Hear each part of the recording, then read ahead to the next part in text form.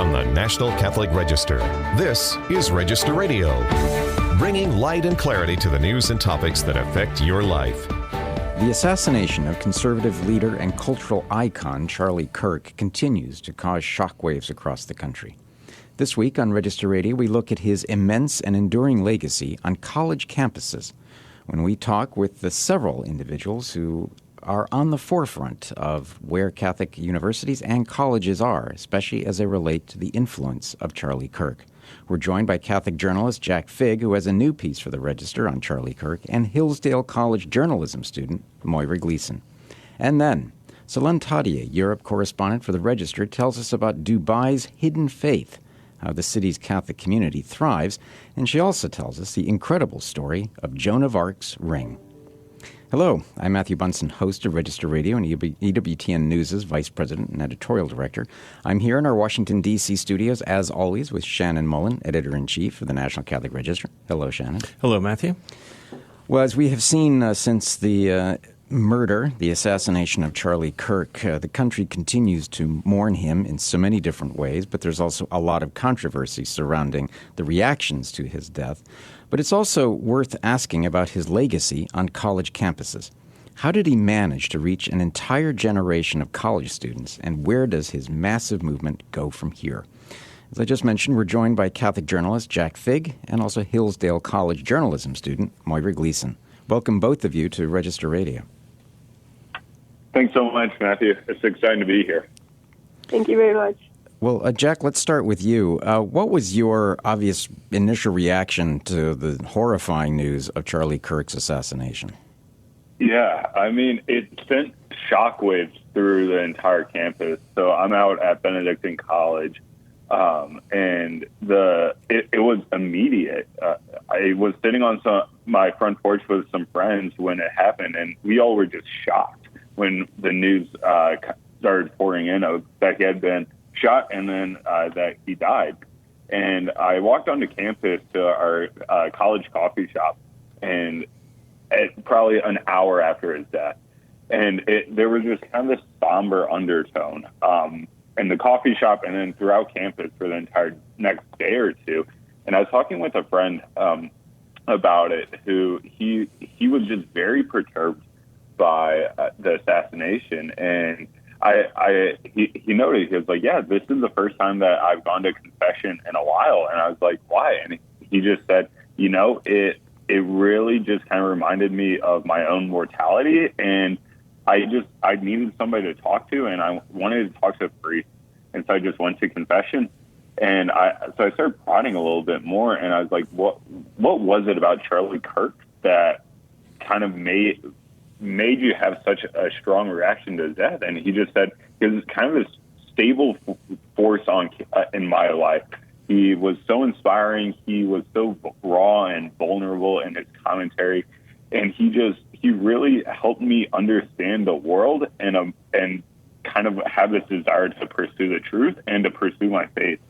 And that sentiment resonated with so many other college students that I spoke to. They all commented on how they just admired Charlie for his love of the faith, for his love of Jesus, and for his love of the truth, and for the way that he just spoke in such a raw fashion and in such an honest, and how he was so kind and compassionate when presenting that message. And so he just wanted to get to the truth and wanted that truth to be known by everybody. Yeah, Jack's piece, which is up on ncregister.com now, really captures this, just the sense of just being stunned by the news and how people are processing that. Now a week later, Moira is working on a piece specific to her college, Hillsdale in Michigan. Moira, what's the connection between Hillsdale and Charlie Kirk? Yes. So our president at Hillsdale, Dr. Larry Arnn, has been friends with Charlie Kirk for more than a decade, back to when he was just starting Turning Point USA. So there's a long-standing relationship between Charlie Kirk and the college, not really in any official capacity, except that the college and Kirk's platform agreed on a lot of issues in education in particular. So it's been just like a very kind of fruitful partnership. They've worked on, Charlie Kirk spoke at a leadership conference that Hillsdale hosted this year in February, and has just been involved in our online courses, a lot of different content that our college puts out. And yeah, so I think that made it very personal for a lot of people on Hillsdale's campus. The first reaction, I was very impressed. The first reaction was prayer. Charlie, we got the news that he had passed away around maybe 5 or 6 p.m. I don't remember, but at 8 p.m. the students had organized a prayer vigil in our chapel, and it was packed. There were hundreds of students. I saw faculty and staff also attended, and just everyone praying together and singing hymns together in this moment of mourning, but also it's just prayer for our country. And I thought it was really beautiful that was the response. It wasn't anger, even though this was obviously a national crisis, but also very personal for a lot of people. But the first response was to turn to prayer. Moira, Hillsdale in particular has a reputation for just being focused on civil discourse and a search for the truth. So is that what resonated so much with students there? I think so. I think we really strive for conversation, and we believe in having, like, the best way to learn and to pursue the truth is to have open dialogue. And you don't always have to be right, but it's kind of a shared pursuit. And that's really what Kirk was trying to do on college campuses, is facilitate this shared discourse and give people who maybe felt like they couldn't speak what they actually believed the chance to be seen and to find community, but also just to meet others with respect and learn how to engage with people that they disagree with respect for this. And that's what he was doing on college campuses. That's what we try to do at Hillsdale. And so I think he's really an emblem of that, and that's very scary for people here and for college students who want to be able to pursue the truth in that way, to see that, to see Charlie Kirk killed for living the kind of life that they want to live. Yeah, and this is for both of you, Jack and Moira. Where do we go from here in terms of advancing the legacy of Charlie Kirk, especially of dialogue and conversation publicly? I know that Turning Point USA has received applications for almost 4,000 new groups and other things. But from your standpoint, what needs to happen now? Yeah, I think it's encouraging this approach to the dialogue that doesn't come from a place of anger or from hatred, but from this place of desiring to understand the other's point of view and this desire to proclaim the truth. And as Catholics especially, I think that desire must come from this love of Jesus Christ and this love for the faith. And I think as young Catholics, we should look to Charlie Kirk as an example for how to evangelize the gospel. He did such a good job of eloquently advancing conservative talking points and for making those approachable to young people, and particularly college students who are just immersed in this very confusing culture that is ideologically driven. And so the thing that I keep thinking about is how do we as Catholics kind of take Charlie's approach and use that in promoting the faith? And I think that if we take his approach of just wanting to have open and honest dialogue and not be afraid of what other people might say to us and be afraid of how that message will be received, but just be focused on proclaiming the truth, be focused on proclaiming Jesus Christ, and be focused on proclaiming how the Lord has transformed our own lives. And we really start to implement that and have these conversations on college campuses with friends, with peers, with those that disagree with us. I think that could be transforming, I think. Moira, what would you say? Yeah, absolutely.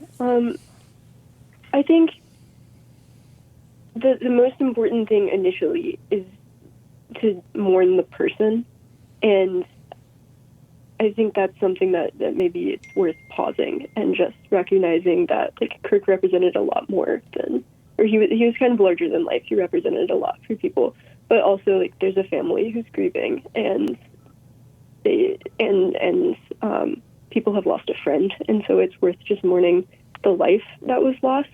But as far as the kind of work that Kirk was trying to do, I think this can be a wake-up call that just how important civil discourse is, and the way in which he practiced it with respect towards people, and in a willingness to engage just very respectfully, very graciously in open dialogue. I think we've seen from the reaction of a lot of college students across the country just how bad things are, that people are celebrating someone who was killed for promoting dialogue.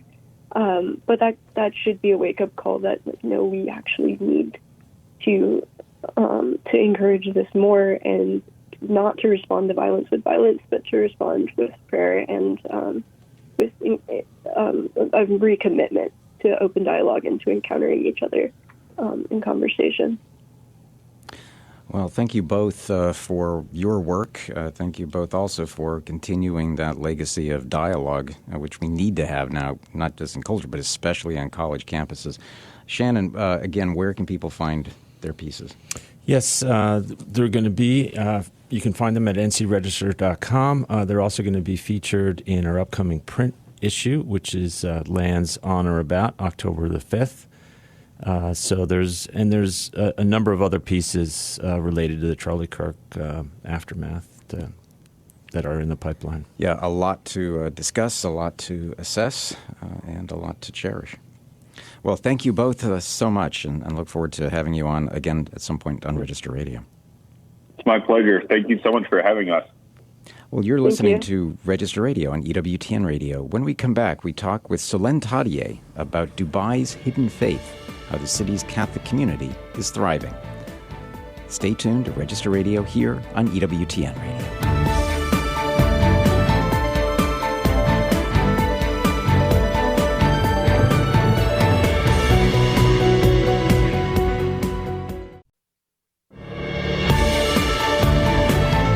Let's return to Register Radio on EWTN. And welcome back. I'm Matthew Bunson in studio here in D.C. with Shannon Mullen, Editor-in-Chief of the National Catholic Register. Well, the city of Dubai, part of the United Arab Emirates, is famous for its climate of religious tolerance, even as it is home to a thriving Christian community. But how real is that religious tolerance, and what limitations do Catholics face? We're joined by Solène Tadié, Register Europe correspondent, who has documented the situation in her new article, Dubai's Hidden Faith, How the City's Catholic Community Thrives. And she joins us right now from Armenia. So, Solène, welcome. Thank you very much for having me. Well, before we get to any discussion about Dubai or the Ring of Joan of Arc, I know that you just attended a rally in honor of Charlie Kirk. Here we are and having our conversation on this episode about the impact of Charlie Kirk. Certainly, this is a demonstration of his global reach, isn't it? Yes, I was really impressed, actually. I did not expect that. Like when I arrived, I was brought by some Christian friends here in town to this big rally. It was a full house. It was in a concert hall. And you had people like mostly Armenians, but even local expats.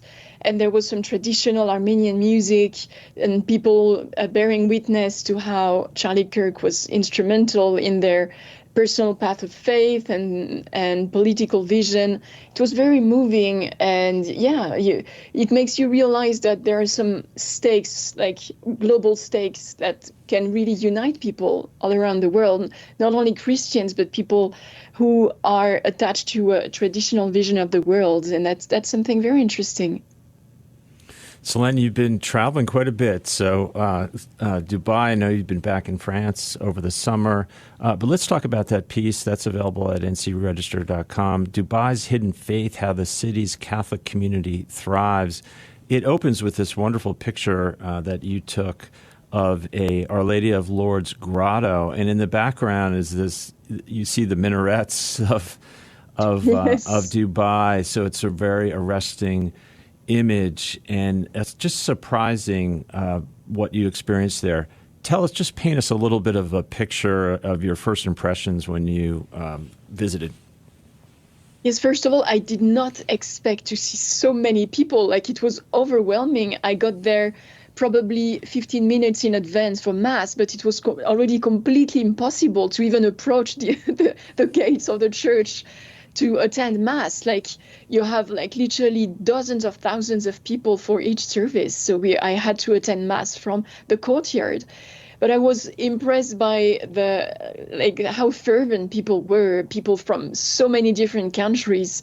And there are so many people that they have to arrange services, masses in so many languages on Saturday and Sunday. Like I said in my piece, the local priest told me that sometimes they have to distribute some 200,000 hosts communion during the weekend, which is unbelievable. So it's called, not for nothing, one of the busiest parish church in the world, because it's called the St. Mary's in Oud Meta, there in Dubai. So I was so struck by this vitality, and at the same time, mirroring that, you have to be very discreet in the way you display your faith. So as you can see in the first picture, opening my piece on the register, you have the grotto, a beautiful grotto, but it can't be seen from the street on purpose in order not to attract anybody to the Christian faith. You can't display any cross on top of the church.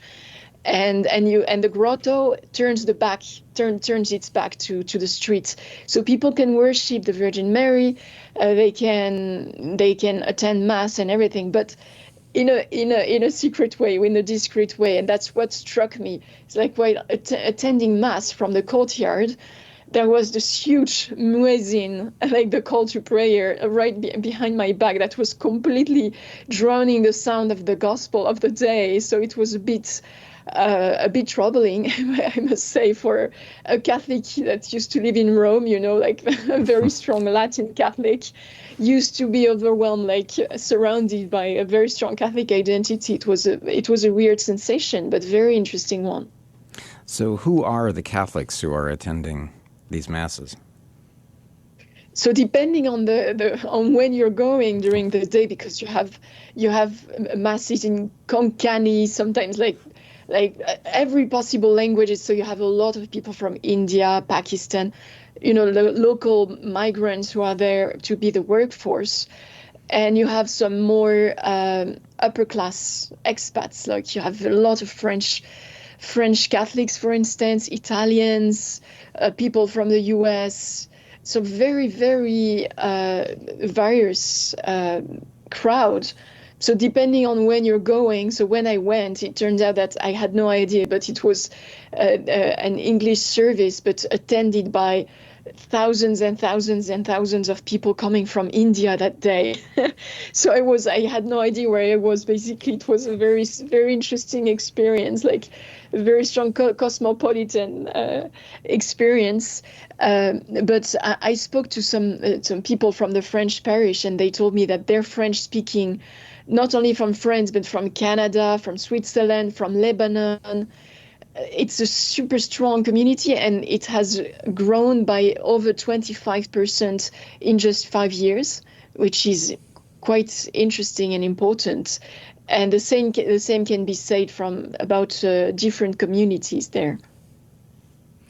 Yes, I so fascinated by it. I do want to get to Joan of Arc. Solène and I have been talking just amongst ourselves, because this summer I've been reading Mark Twain's biography, historical fiction on Joan of Arc, which is I can highly recommend. But let's talk about Joan of Arc's ring.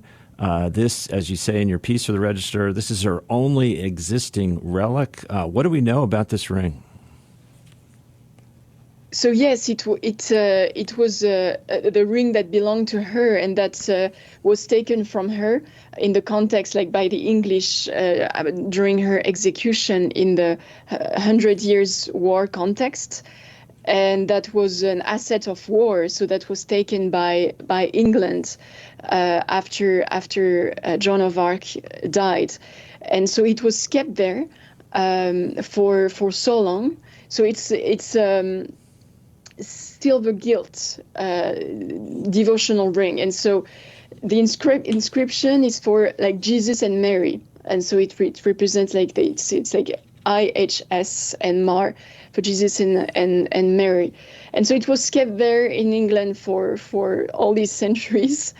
And so many people in France, including the one who purchased the ring, had no idea that this ring even existed.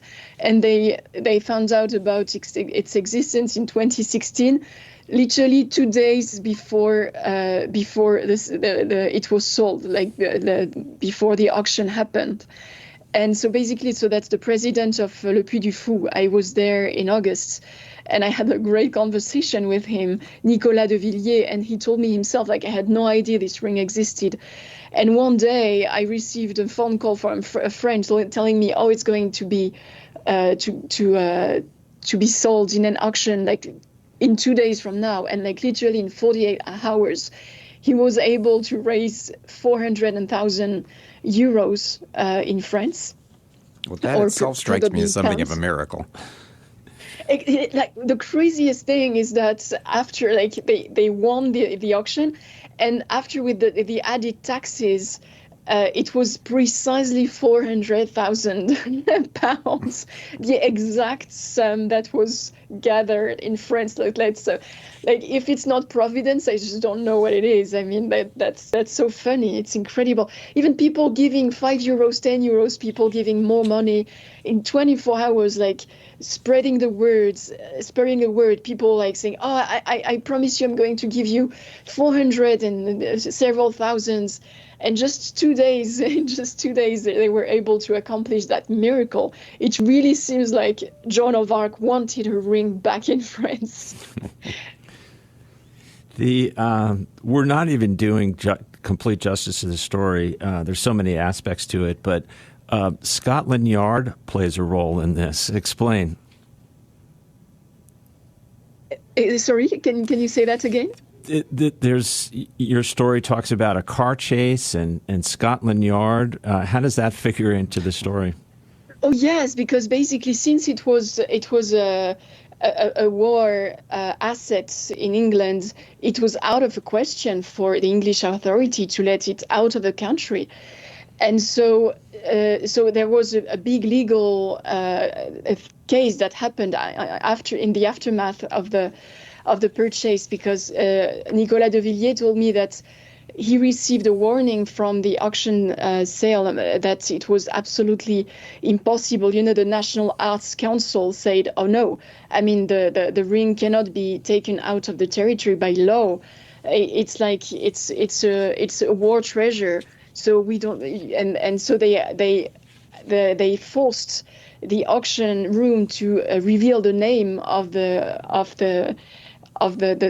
buyer, and so that's when the scandal happened, and so what de Villiers did, Nicolas de Villiers said, you know, after the auction, I just went there and said, no, I'm not going to take it out of the country. I just want to take it to different location for a photo shoot. And so they made that happen. They could get permission to take the ring out of the auction room just for a few hours, but they were escorted by bodyguards that had the clear order not to let them out of the country in any way. So they did the photo shoot, and then they were like, they pretended like they completely accepted the rules, and they just took the ring at some point and discreetly took it to the car and said, "Oh, let's see you at the auction room," and then they just started driving, and they lost the car with the bodyguards in the streets of London. That's literally that sounds like a modern day a novel, or an action espionage movie. Indeed. Exactly. Yeah. So they left the country, and then it became a huge national scandal. The English National Arts Council called them every day asking them to where the ring was, and they wanted them to give the ring back. So they even sent the police to Le Puy du Fou, asking them to hand over the ring. And Nicolas de Villiers pretended that he lost it. He had lost it. He said, "I'm sorry, I just don't have it. I lost it. I mean, maybe it was lost during the photo shoot or something." Well, I know we don't want to give away too much, especially. We want everyone to read your article, especially the involvement of Queen Elizabeth.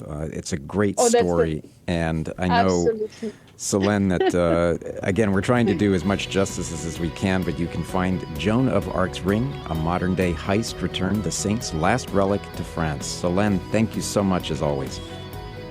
Thank you very much for having me. It's always a pleasure. Well, that's it for Register Radio this week. Remember, for more news, analysis, and commentary, check out the National Catholic Register online at ncregister.com. Thanks so much for joining us here on Register Radio, here on EWTN. Until next week, on behalf of our producer, Michael McCall, and Shannon Mullen, Editor-in-Chief of the National Catholic Register, I'm Matthew Bunson. Please, take care, and God bless.